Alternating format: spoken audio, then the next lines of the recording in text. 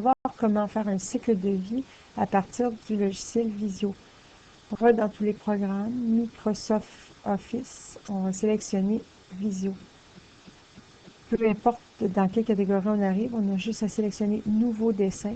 On va dans Fichier, Mise en page.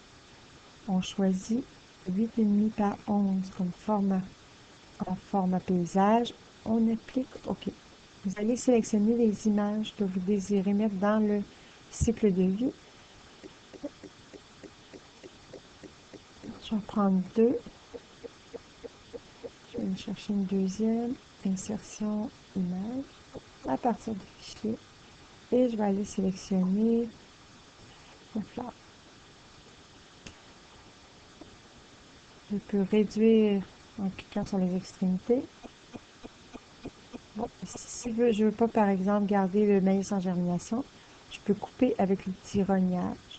Et je garde seulement ce qui m'intéresse. Maintenant, je peux fermer mon outil, ma barre d'outil dessin. Je déplace mon grain de maïs. Je veux écrire en dessous ce que c'est. Je vais cliquer sur l'outil texte. J'écris grain de maïs.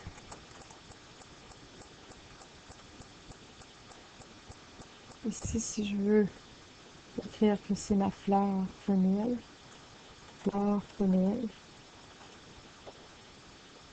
j'aimerais ici, je me mets à 50% pour avoir une vue d'ensemble.